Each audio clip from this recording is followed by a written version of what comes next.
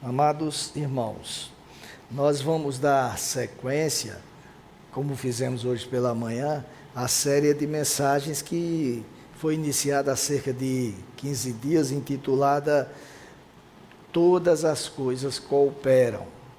E nesta noite nós queremos analisar o texto bíblico e concluir que as coisas ruins cooperam também para o nosso bem. Podem não parecer. Para tanto, nós vamos ler o texto que consta no livro de Atos, no capítulo 25, do verso 7 ao verso 12.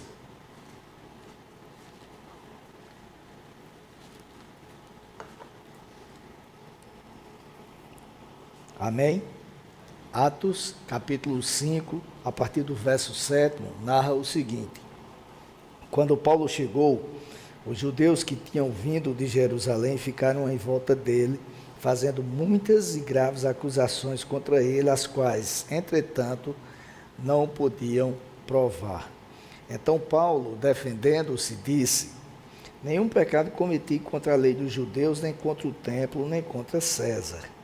Então Festo, querendo assegurar o apoio dos judeus, perguntou a Paulo: Você gostaria de ir a Jerusalém e ser ali julgado por mim a respeito destas coisas? Paulo respondeu: Estou diante do tribunal de César, onde convém que eu seja julgado.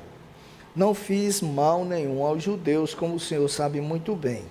Se de fato pratiquei algum mal ou crime digno de morte, estou pronto para morrer. Se, pelo contrário, não são verdadeiras as coisas que me acusam, ninguém pode me entregar a eles. Apelo para César. Então Festo, tendo falado com o conselho, respondeu: Já que apelou para César você irá. Senhor Deus, mais uma vez pedimos misericórdia, pedimos que Tu estejas a falar aos nossos corações e que faças aquilo que eu não tenho condições de fazer. Eu oro assim, no nome de Jesus. Amém. Queridos, nós sabemos que o apóstolo Paulo tinha o desejo de ir até a cidade de Jerusalém e, apesar de todas as advertências de que ele poderia ter problemas, ele respondeu para aqueles que o avisavam que estava pronto para morrer se fosse o caso, mas ele iria a Jerusalém. E em lá chegando, ele foi acusado pelos judeus de pregar contra a lei de Moisés e por isto foi preso, queriam matá-lo. Uma vez preso, conspiraram contra ele e mais de 40 judeus fizeram um pacto de não comerem enquanto não matassem o apóstolo. O sobrinho de Paulo, do apóstolo Paulo, ouviu esta conspiração, este plano macabro, e contou a ele que, por sua vez, pediu que o seu sobrinho contasse ao chefe, ao centurião que ali estava. E então ele foi transferido sob uma escolta muito bem armada para Cesareia. E lá em Cesareia, neste episódio que nós lemos, ele já estava preso há 2 anos. Havia assumido o governo daquele lugar um homem chamado Festo. E aí, poucos dias depois de ter assumido o governo, Festo foi até a cidade de Jerusalém e lá naquela ocasião os judeus vislumbraram a oportunidade de retomar o plano que eles haviam feito 2 anos antes. Então diz a Bíblia que os principais sacerdotes e os maiorais dos judeus foram até ele e pediram para que ele trouxesse o apóstolo Paulo uma vez mais à cidade de Jerusalém para que ele fosse julgado ali. No entanto, o objetivo deles não era o julgamento do apóstolo, e sim matá-lo. no capítulo 25, versos 2º e 3º, consta o seguinte relato: E logo os principais sacerdotes e os maiorais dos judeus lhe apresentaram queixa a respeito de Paulo. Contra ele pediram a Festo o favor de mandar que ele fosse trazido a Jerusalém. É que eles tinham armado uma emboscada para matar Paulo no caminho. O governador, por sua vez, respondeu que o apóstolo permaneceria preso lá em Cesareia e quem quisesse acusá-lo que fosse até lá. E de fato isto ocorreu. 8 ou 10 dias depois, diz o relato bíblico, Festo voltou para Cesareia e mandou que trouxessem Paulo, o apóstolo Paulo, à sua presença para dar sequência ao julgamento.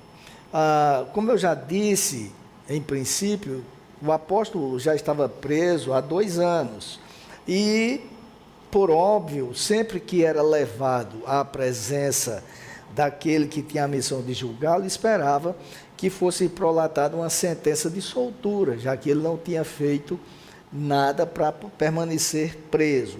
E eu entendo que, embora a Bíblia não relate, mas não foi diferente naquela ocasião. Uma vez sendo chamado, é óbvio que ele foi até a presença daquele que iria julgá-lo, esperando, de fato, convencê-lo de que era inocente. Mas, quando ele se apresentou ao governador, nós lemos que, e a Bíblia não diz isso, mas a Bíblia mostra que os acusadores estavam lá. E eu penso que o apóstolo Paulo se surpreendeu com aqueles acusadores ali presentes, e não apenas como espectadores para assistir um julgamento, mas uma vez mais atuando na função de pessoas que o acusavam e o texto mostra que eles queriam agravar ainda mais a situação, porque o verso 7º que nós lemos diz assim: Quando Paulo chegou, os judeus que tinham vindo de Jerusalém ficaram em volta dele, fazendo muitas e graves acusações contra ele, as quais, entretanto, não podiam provar. Obviamente, o apóstolo iniciou a sua defesa, mas foi surpreendido com a pergunta formulada pelo governador. E a pergunta está no verso 9. Então, Festo, querendo assegurar o apoio dos judeus, perguntou a Paulo: Você gostaria de ir a Jerusalém e ser ali julgado por mim a respeito destas coisas? Amados, para quem estava preso há cerca de 2 anos e esperava um julgamento justo, esta pergunta era não apenas inesperada, mas representava uma sentença de morte, porque o apóstolo tinha conhecimento do pacto dos judeus. Como eu disse no princípio, foi por isto que ele foi transferido para a cidade de Cesareia. Ele sabia que os judeus estavam mancomunados para matá-lo através de uma emboscada montada. Então, mandar ele de volta para Jerusalém significava mandar ele para a morte. E naquele momento ele se viu obrigado, como nós lemos, a apelar para ser julgado pelo imperador. E isto exauria a jurisdição do governador. Uma vez que ele apelou para ser julgado por César, o governador já não podia mais prolatar nenhuma decisão contra ou a favor dele. Tanto é assim que dias depois, quando o rei Agripa esteve naquele lugar, após ouvir o apóstolo Paulo, ele comentou com Festo que o apóstolo Paulo era inocente. Só que ele não podia fazer nada, porque ele havia apelado para César. O verso 32 do capítulo 26 diz assim: Então Agripa se dirigiu a Festo e disse: Este homem bem podia ser solto se não tivesse apelado para César. E aí, amados, este episódio nos ensina uma primeira lição. É que em muitos momentos de nossas vidas, nós somos obrigados a escolher entre o pior e o menos ruim. Há momentos que nós somos colocados diante de situações que somos obrigados a optar menos ruim. Porque quantas vezes nós não fomos forçados a optar por uma consequência porque a outra era pior? Quantas vezes não nos encontramos diante de uma encruzilhada cujos caminhos não nos levam, as opções que nos são dadas não nos levam a um desfecho como nós esperávamos. E muitas vezes, nesses momentos, nós somos tentados a perguntar o porquê. Por quê? Onde está Deus que não nos socorre? Como uma situação dessas pode contribuir para o meu bem? No entanto, meus amados irmãos, as respostas para esses questionamentos não estão na situação que está sendo vivenciada ou nas situações que estão sendo vivenciadas. Alguém poderia dizer, a resposta seria Deus mudar a situação e pronto, estaria resolvido, mas não.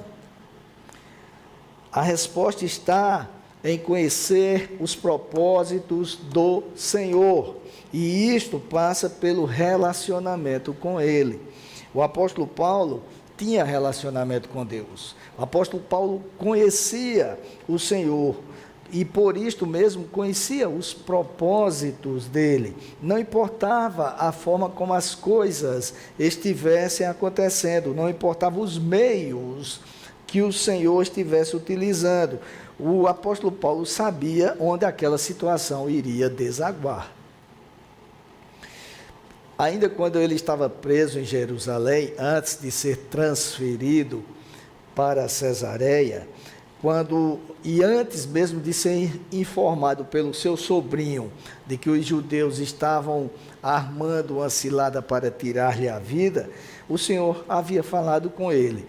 E é um relato que eu reputo uma das coisas, um dos mais belos que tem na palavra de Deus. No capítulo 23, verso 11 do livro de Atos, consta o seguinte: na noite seguinte, o Senhor, pondo-se ao lado de Paulo, disse: coragem, pois assim como você deu testemunho a meu respeito em Jerusalém, é necessário que você testemunhe também em Roma. Vejam que coisa bela, que coisa maravilhosa. O Senhor colocou-se ao lado do apóstolo Paulo. O apóstolo não tinha conhecimento do Senhor de ouvir dizer, de ouvir as pessoas fazerem relato. Ele tinha intimidade com o Pai. Ele tinha intimidade com o Senhor Deus eterno. O Senhor se colocava ao lado dele e por isso ele conhecia os planos. E isto mostra que Deus não nos desampara jamais, mesmo nos momentos complicados, nos momentos nos quais nós pensamos que o Senhor não está agindo, Ele está nos acompanhando. As pessoas podem nos abandonar, o Senhor não. Eu sempre digo, queridos, que a fé que devemos colocar em prática nas nossas vidas cristãs, nas nossas vidas cotidianas, é antes de tudo uma fé racional. Uma fé que não está arraigada em misticismos, ou, como alguns costumam passar a impressão, em pensamentos positivos. Eu tenho fé que vai dar certo. Já deu certo, alguns dizem. Não é uma fé irresponsável que nos impulsiona a dar saltos no escuro, como alguns fazem. Trata-se de uma fé que deriva do conhecimento de Deus e que nos leva a raciocinar logicamente com base no Deus que nós conhecemos. A fé para que nós sejamos salvos é dada por Deus, pela graça. Não vem de nós, é dom de Deus. Mas a fé que é exercida na vida cotidiana, ela é antes de tudo racional. Ela não é algo que nós simplesmente arriscamos pela fé, como ouvimos dizer. O autor da carta aos Hebreus, quando estava discorrendo sobre os heróis da fé, no capítulo 11, se reportou a Abraão da seguinte forma: a partir do verso 18. Pela fé, Abraão, quando posto à prova, ofereceu Isaque. Aquele que acolheu as promessas de Deus estava a ponto de sacrificar o seu único filho, do qual havia sido dito: a sua descendência virá por meio de Isaque. Abraão considerou que Deus era poderoso até para ressuscitar Isaque dentre os mortos, de onde também, figuradamente, o recebeu de volta. Observem que ele está narrando sobre o pai na fé, como Abraão ficou conhecido. E vejam o que ele diz, que coisa interessante. Abraão, Deus chegou e prometeu a ele que faria dele uma grande nação. A descendência dele seria numerosa. E ele perguntou como, o livro de Gênesis relata isso, como posso acreditar nisto, e aí eu estou parafraseando, se eu não tenho nem herdeiro? O meu herdeiro nem é meu filho, é um Damasceno.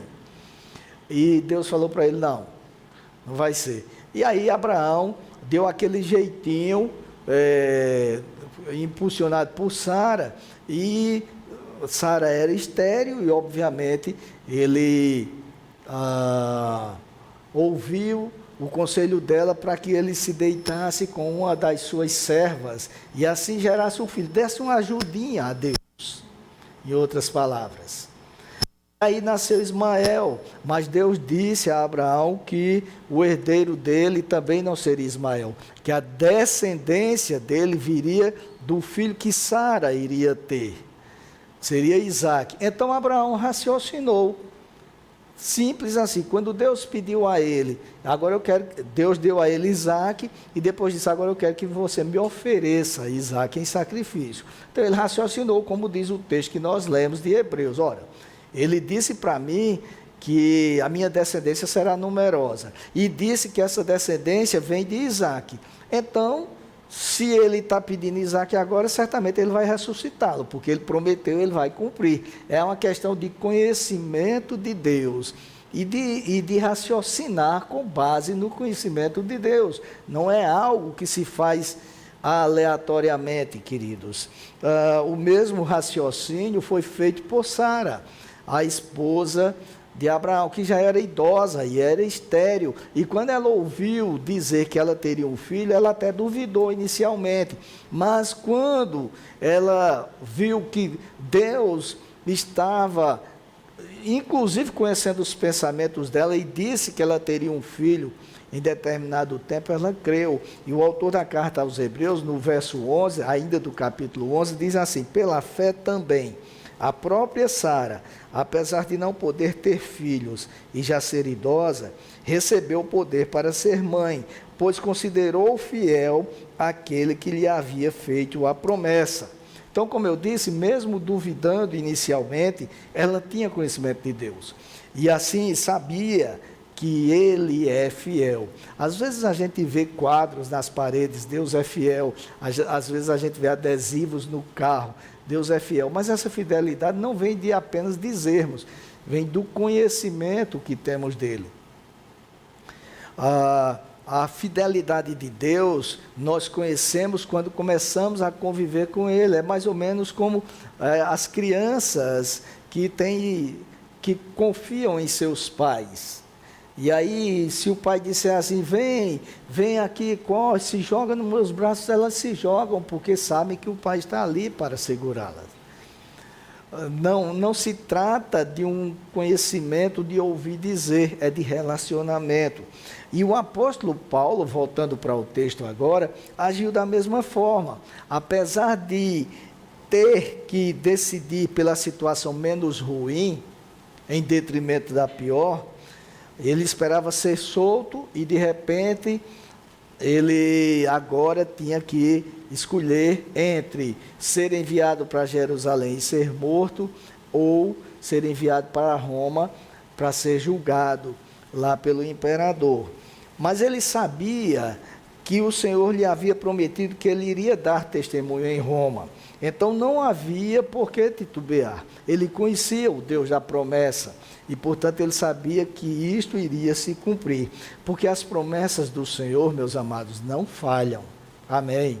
Não falham.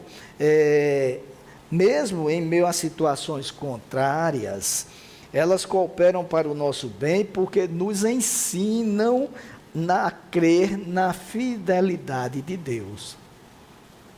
Elas nos ensinam a depender de Deus e a conhecer este Deus maravilhoso, que, como eu disse, quando todos nos abandonam, Ele não o faz. Tem um texto da Bíblia que eu acho muito incentivador de continuarmos em frente, apesar de não estarmos entendendo nada, o texto está no capítulo 55 do profeta Isaías, os versos 8º e 9º. Ele diz assim: porque os meus caminhos não são os vossos caminhos, os meus pensamentos não são os vossos pensamentos. Assim como os meus caminhos são mais altos do que os vossos caminhos, os meus pensamentos também são mais altos do que os vossos pensamentos. Às vezes a gente não entende o porquê de as coisas estarem ocorrendo, mas uma coisa é certa: Deus está agindo. E aquele ditado que tem aí no mundo, Deus age certo por linhas tortas, não é correto. Deus age certo porque Ele age de acordo com a vontade dEle e pelos meios dEle. Quando ele estava conversando com o profeta Jeremias, ele perguntou a ele no capítulo 1, o que você está vendo, Jeremias? E ele disse: vejo uma vara de amendoeira. E o Senhor disse: você viu bem, porque eu velo sobre a minha palavra para a cumprir. Ou seja, aquilo que eu disse, eu estou vigiando para que se cumpra. E aí, na verdade, ele estava fazendo um trocadilho com as palavras amendoeira e velar em hebraico, que são muito parecidas. Mas a mensagem que fica é que ele cumpre aquilo que ele prometeu. Além do mais, queridos, a soltura do apóstolo ali também representaria uma pena de morte. Ora, se os caras queriam matar ele sob escolta, imagine se ele estivesse livre. Obviamente, eles não iriam demorar, hesitar para fazer aquilo que haviam combinado. Então, dias após este evento que nós lemos, quando finalmente autorizaram o apóstolo a embarcar para Roma, ele foi surpreendido durante a viagem com uma tempestade, como nós sabemos. E aquela tempestade era muito grande, ameaçava levar o barco a pique, ameaçava naufragar o navio. E o apóstolo tinha certeza, porque conhecia Deus, de que o naufrágio não iria ocorrer. Porque se ocorresse, olha aí, de novo o raciocínio lógico, racional. Se ocorresse, a promessa de Deus não se cumpriria. E se Deus disse que ele iria até Roma, ainda que o barco afundasse, ele chegaria lá.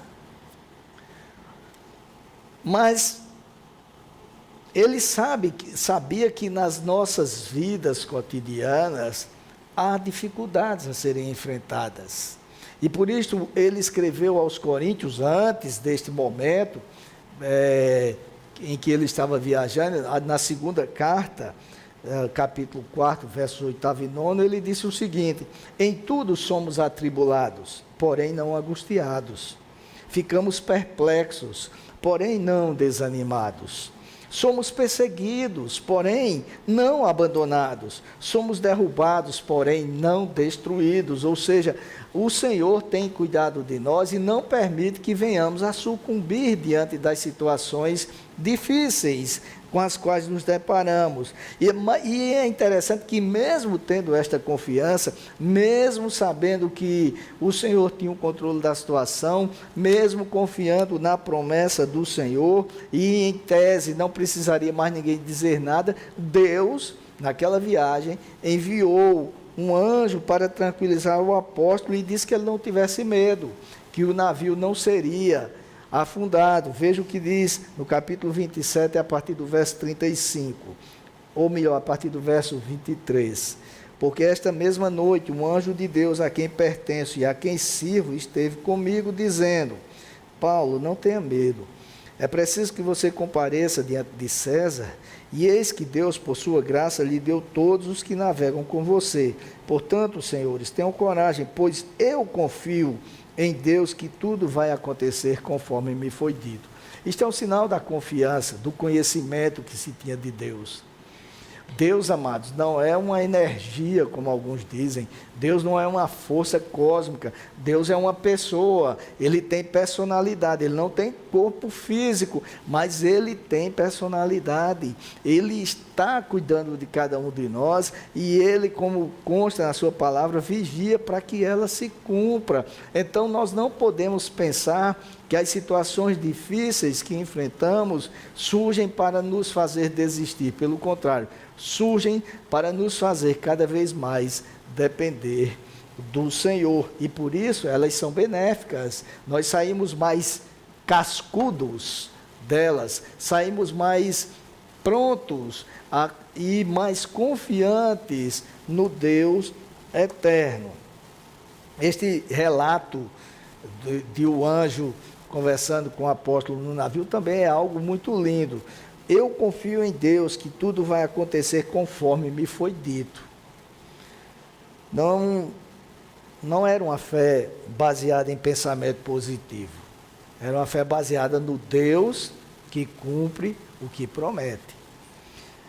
E, finalmente, após uma estada na ilha de Malta, o apóstolo chegou a Roma e lá recebeu permissão para ficar em prisão domiciliar. E ele passou mais 2 anos preso ali em Roma. E diz o texto que ele tinha em sua companhia o soldado que o guardava, o capítulo 28, no verso 16. E ali ele permaneceu por 2 anos, como eu falei, e diz o texto, onde recebia todos os que o procuravam e pregava o reino de Deus e com toda a ousadia ensinava as coisas referentes ao Senhor Jesus Cristo sem impedimento algum. Observem, irmãos, que o propósito para o qual o apóstolo Paulo foi chamado, que era pregar o evangelho para os gentios, se cumpriu em todos os momentos durante a sua prisão. Não deixou de ser cumprido. Quando ainda estava lá em Cesareia, preso e sempre tendo a oportunidade sempre era chamado, melhor dizendo, para exercer sua defesa, ele teve a oportunidade naqueles momentos de falar para os governadores, para o rei Agripa, para a esposa dele. Quando viajou para Roma, no navio, deu testemunho sobre o Senhor, como nós vimos agora há pouco. E uma vez em Roma, pregou sobre o reino de Deus a todos que o procuravam, inclusive para os soldados. Porque quando ele estava ali preso em Roma, ele teve a oportunidade de escrever uma carta para os filipenses. E no capítulo 1 daquela carta, ele diz assim: quero ainda, irmãos, que saibam que as coisas que me aconteceram têm até contribuído para o progresso do Evangelho, de maneira que toda a guarda pretoriana e todos os demais sabem que estou preso por causa de Cristo. As pessoas iam ali visitar o apóstolo, conversar com ele, e ele tinha a oportunidade de pregar sobre Cristo e dizer que estava preso por isto. E aí sempre tinha, como nós vimos, um soldado ali ouvindo, porque como estavam vigiando ele, tinham a oportunidade de ouvir o que ele contava para os demais. E eles se revezavam, de forma que toda a guarda pretoriana foi evangelizada. Nós podemos inferir, queridos, que as coisas ruins que aconteceram ao apóstolo contribuíram para o bem dele, porque a vocação dele foi plenamente colocada em prática durante aquela prisão injusta. E aí, o que é que nós podemos extrair deste relato para aplicar nas nossas vidas? O que podemos trazer para a nossa realidade? E aí eu quero começar pelo final daquilo que eu falei. Muitos, se não todos, eu estou falando muitos, é uma forma retórica de falar, mas todos são vocacionados para alguma coisa. Muitos têm vocação para atuarem na área da saúde, por exemplo. Tem aqueles que são médicos, tem aqueles que são enfermeiros, tem os que são odontólogos, tem outros que são chamados para serem professores, há aqueles que são vocacionados para o ministério pastoral, e há também os que são chamados para serem engenheiros, arquitetos, advogados, empreendedores, empresários, músicos. Bom, se eu for fazer a relação aqui de todas as profissões que existem, vou passar a noite falando. Me chama a atenção que, às vezes, eu vou fazer perícias, vou acompanhar perícias, não faço perícia, lá no Centro de Operações da Digna, que é aquela empresa que faz sepultamentos.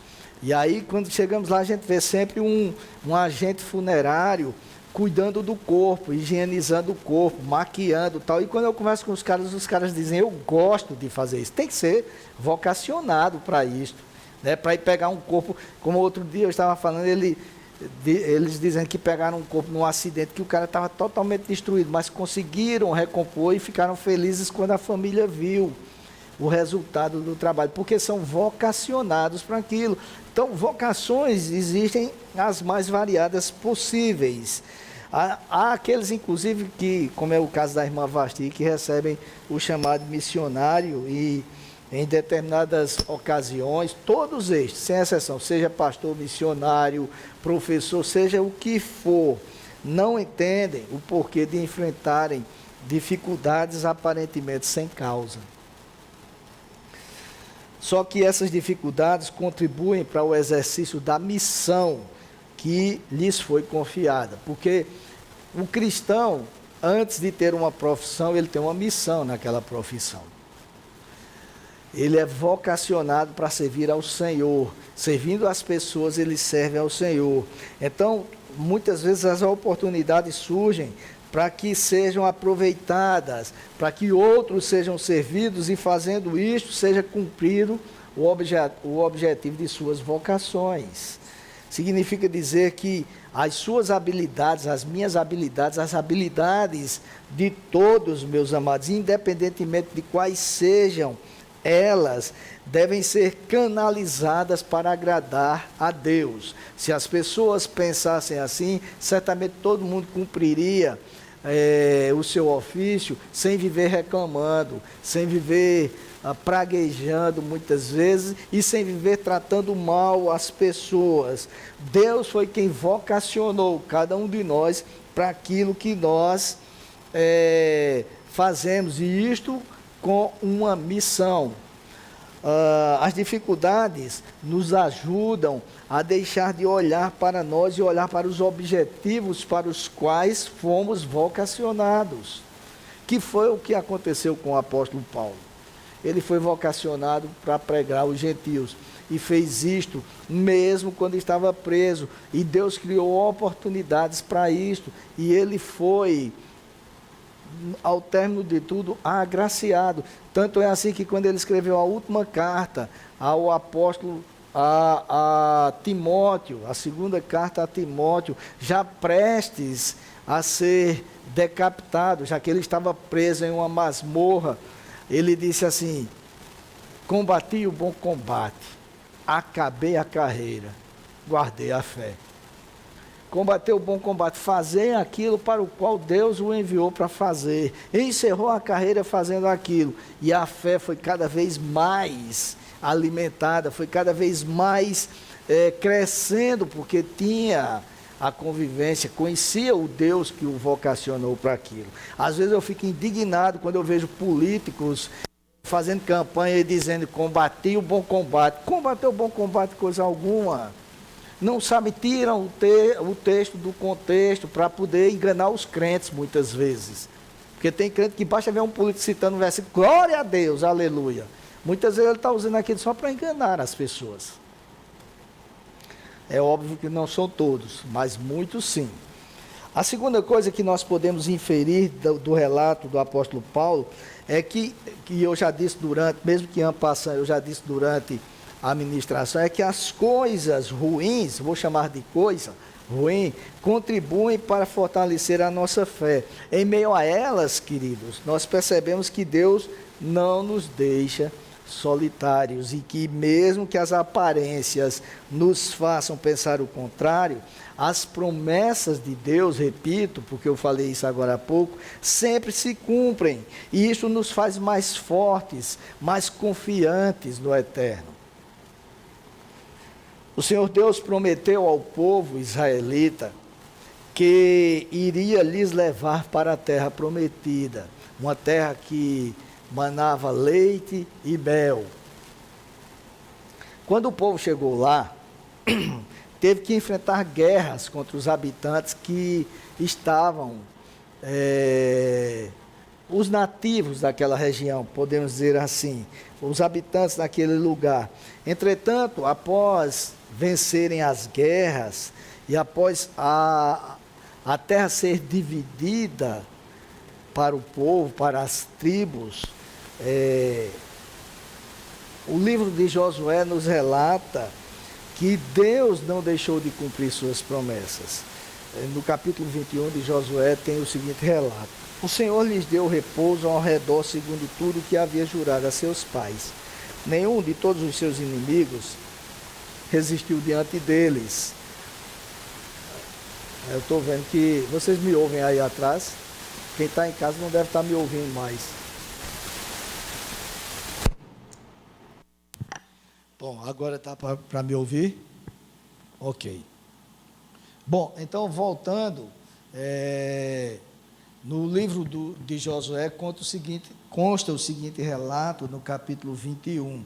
O Senhor lhes deu repouso ao redor, segundo tudo que havia jurado a seus pais. Nenhum de todos os seus inimigos resistiu diante deles, e a todos eles o Senhor entregou nas mãos dos filhos de Israel. Nenhuma promessa falhou de todas as boas palavras que o Senhor havia falado à casa de Israel. Tudo se cumpriu.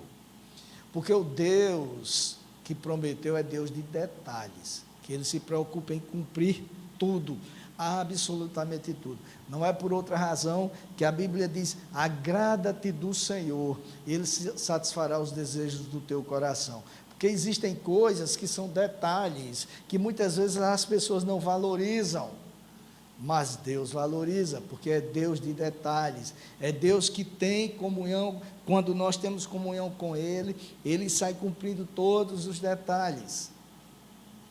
Hoje pela manhã, quando eu estava ministrando sobre isso, eu lembrei de umas histórias aqui e contei, mas agora eu lembro de outra, que eu não contei de manhã, que eu vou contar agora, se bem que a maioria aqui já conhece. Mas tem os que não conhecem, e os que conhecem vão ouvir de novo. Se não já leram, e ela está em um dos livros que eu escrevi, talvez tenham lido lá. Mas eu lembro que quando eu comecei a namorar com Débora, pouco tempo depois, eu já tinha certeza que iria casar com ela. E todos aqui já sabem as razões porque eu tinha certeza. Já cansei de dizer isso. Eu sou cristão, eu sou bonito e torço pelo Campinense. Então ela não ia perder esta chance. E eu pensei assim: bom seria que quando eu casasse com Débora, o primeiro filho da gente fosse uma filha, para eu colocar o nome de Débora Cecília. Débora em homenagem a Débora, Cecília em homenagem à minha mãe. E aí passou o tempo, eu nunca fui orar por isso, eu nunca fui pedir isso a Deus. E passou um tempo lá e depois eu pedi assim: bom seria que nascesse uma menina para eu colocar o nome de Débora Cecília e que ela nascesse no dia 9 de março. Porque o dia 9 de março foi o dia que eu conheci Débora, que eu comecei a namorar com Débora, eu já conhecia ela. E aí muitos de vocês podem pensar: isso é um otário, gravou essa data. E vocês podem até pensar isso, e também não é da conta de vocês, eu gravei, ponto final, tá certo? O fato, queridos, é que nós namoramos por 7 anos, depois casamos, estávamos na universidade, ambos, não pensamos em ter filhos logo, queríamos terminar os cursos, e o fato é que quando, cerca de 4 anos depois, perto de completar 4 anos, Débora ficou grávida sem que nós tivéssemos planejado. E lembro que foi uma gravidez bem difícil, porque descobriu-se uns biomas em Débora, os médicos disseram que ela tinha risco, corria risco de aborto, aquelas coisas todas, e é uma coisa interessante, que eu sempre digo, por isso que vale a pena, meus amados, servir ao Senhor e deixar que os filhos percebam tudo, que estejam juntos conosco. Eu fico indignado quando eu vejo pais, não vou levar o menino para a igreja não, porque ele ainda não é quietinho, não sei o que. Homem, eu tenho problemas aqui na igreja quando eu vejo adulto caminhando, mas criança, não, e a gente tem os ministérios infantis para cuidar delas. E nós não paramos, Débora parou muitas atividades, mas não parou uma atividade que nós tínhamos lá na igreja, que nós éramos da banda da igreja. Débora era a Érica de hoje aqui na igreja, era Débora, quem cantava juntamente com Ilminha, e eu era o baterista, e certa feita estava lá atrás, porque não era como aqui que a bateria fica do lado, ficava atrás, Débora na frente, num culto, cantando, e eu percebi que Débora estava diferente. Débora, o pai dela diz assim, eu sou feito vela, morro em pé, e Débora é do mesmo jeito, ela não é de ficar reclamando as coisas. E eu perguntei a ela, quando terminou o louvor, Débora, o que é que você tem? Ela disse, eu estou sentindo umas dores. Faltava um mês ainda, ia ser um parto cesárea, uma cesariana, aquelas coisas todas, uma complicação medonha. E na véspera, inclusive, nós tínhamos vindo do médico, e o médico tinha dito, olha, falta um mês, mas a gente não vai esperar até lá, chegar uns 10 dias antes, nós vamos tirar por causa desses seus problemas. E quando nós saímos do médico, fomos ensaiar lá na bandinha do encontro de casais que nós estávamos tocando lá, e quando víamos no caminho um carro lá sem placa, com 5 caras dentro, cruzou o semáforo fechado, ia bater na porta e ia esculhambar com tudo, com Débora, que era do lado dela, e aí eu fui freando o máximo que podia, e eu quem bati nele, que destruiu o carro dele, e assim mesmo eles fugiram, e eu dei graças a Deus, que eu sei lá o que é que 5 caras iriam fazer com a gente, 10 horas da noite, um esquisito medonho. E aí, sem carro, essas coisas todas, teve até um menino lá da igreja que disse, eu vou viajar, vou deixar o carro com você. E fomos para casa, e chegando em casa, Débora, as dores aumentaram, e nós fomos ao hospital, e quando lá chegamos, o médico disse, ela está em trabalho de parto. Eu digo, mas doutor, ainda falta um mês. Não, ela está em trabalho de parto, vai nascer hoje. Enfim, nasceu, nós já sabíamos que era Débora Cecília, porque os problemas fizeram com que Débora fizesse muito mais, está vivo aqui, muito mais ultrassons do que, será que vai cair na minha cabeça? Eu não estou mentindo não, viu? Eu estou contando a verdade. E aí, queridos, no dia seguinte eu fui registrar Débora Cecília. E quando cheguei no cartório, foi uma surpresa tremenda, porque eu tive que olhar a data. E aí ela nasceu no dia 9 de março. Porque a Bíblia diz, agrada-te do Senhor, e Ele satisfará os desejos do teu coração. Deus é Deus de detalhes. Você pode ter achado uma besteira, esse otário aí gravou, mas Deus não me achou de otário, e fez o desejo que estava no meu coração, cumpriu. Porque Deus, amados, é um Deus que cuida de nós nos mínimos detalhes. Por isso que vale a pena depender dele, porque tudo que ele promete se cumpre. E aí eu dizia, eu abri o parênteses e não fechei, porque a minha língua ferina não permitiu que eu terminasse, concluísse o raciocínio, mas quando eu dizia que eu fico indignado com pais que não trazem filhos às igrejas, porque mesmo naquela situação, Débora não deixou de servir ao Senhor. As meninas lá em casa nunca chuparam nenhuma chupeta. Claro, chupar chupeta. Por quê? Porque elas foram geradas em meio ao serviço a Deus, em meio ao louvor. E sempre que elas choravam, em casa eu pegava o violão, tocava umas músicas daquelas e elas se acalmavam. A chupeta delas era o violão. E muitas vezes mamaram ou me ouvindo cantar ao vivo. Não me pagavam por ver artístico, mas ouviam cantar. Então, eu estou contando isso que me veio à mente agora, para fortalecer a sua fé, para mostrar que mesmo naquele período, queridos, foi um período extremamente difícil. Nós tínhamos um plano de saúde chamado Golden Cross, que quebrou, e aí nós migramos para um novo plano, só que Débora ficou grávida sem que nós tivéssemos programado. E aí o que é que acontece? Não tinha carência. E aí tinha dias que nós morávamos aqui no Santa Bárbara 1, e tinha dia que eu saía daqui para ir para o escritório a pé, de terno e gravata, e o carro ficava lá embaixo na garagem, porque eu não tinha dinheiro para botar combustível, porque ninguém pagava nada, eu trabalhava como um louco, mas dinheiro que era bom não entrava. E foi nesse período que Débora Cecília nasceu.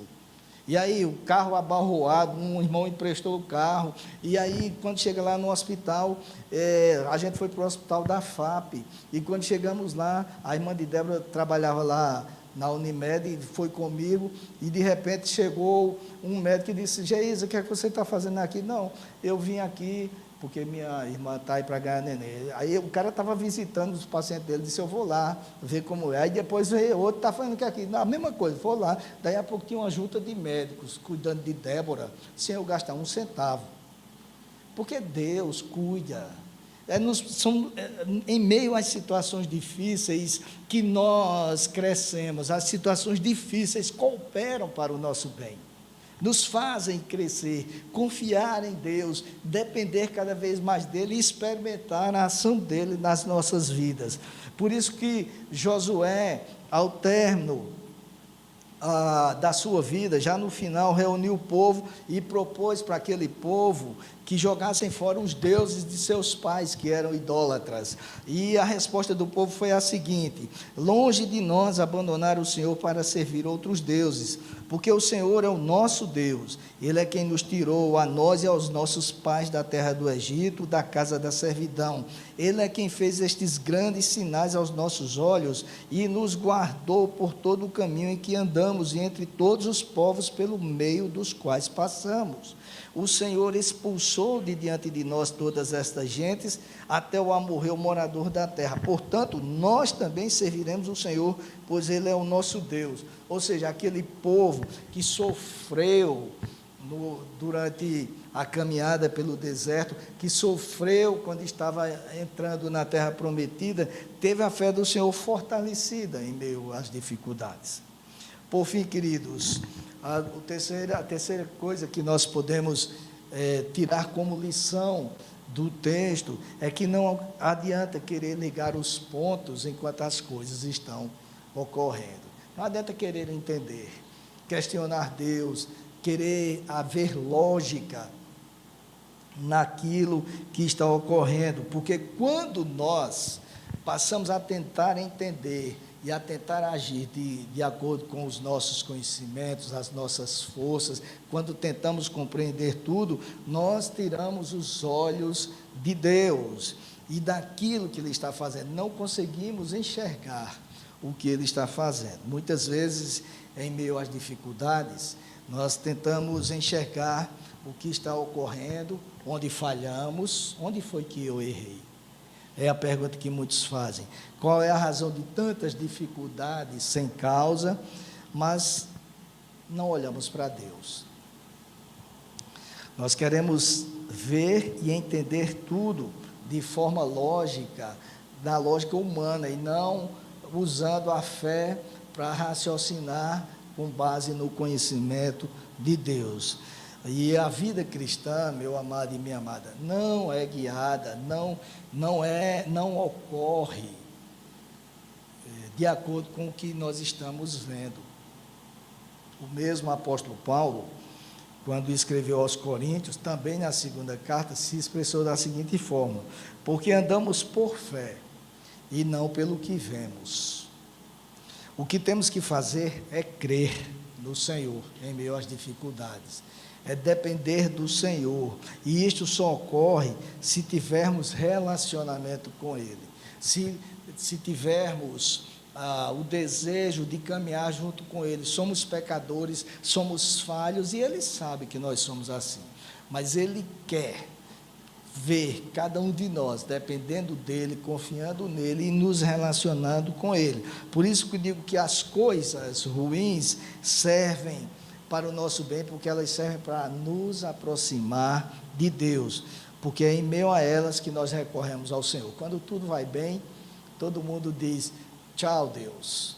Mas quando as coisas ficam ruins, aí, meu amigo, Os caras saem procurando reunião de oração, culto matutino, o monte, os profetas, o que tiver, que eles querem estar perto de Deus. É claro que isto não deveria ser assim, porque isto dá a impressão de sermos, e nós de fato somos interesseiros, só procuramos Deus quando queremos algo. Mas uma coisa é certa, como Deus é gracioso, mesmo quando Ele sabe que o nosso coração apenas tem interesse em conseguir alguma coisa, ainda assim Ele não nos deixa solitários. Por isso que vale a pena servir ao Senhor, buscar o conhecimento dEle, buscar relacionamento com Ele. Amém?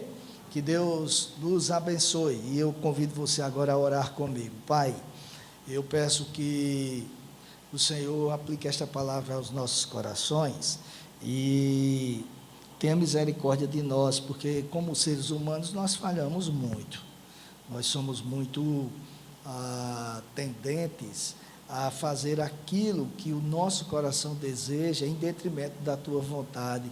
Isto nos leva a tirar os olhos de ti, a deixar de crer em ti, a muitas vezes crermos naquilo que estamos vendo e não no que o Senhor tem feito. Tem misericórdia de nós e nos ajude a cada vez mais depender do Senhor, que tenhamos confiança em Ti, como o apóstolo Paulo teve em todos aqueles momentos difíceis, como tantos outros tiveram, Senhor, como Abraão, que creu que o Senhor poderia ressuscitar Isaque, mesmo em meio ao pedido para que aquela criança fosse, aquele jovem fosse sacrificado. Senhor, tem misericórdia de nós. É claro que nós vivemos em um mundo que nos leva a ser incrédulos sobre tantas coisas, mas o Senhor é o Senhor independentemente do mundo, e que nós possamos entender isto, e possamos viver na Tua dependência. É a nossa oração, no nome de Jesus. Amém. Amém?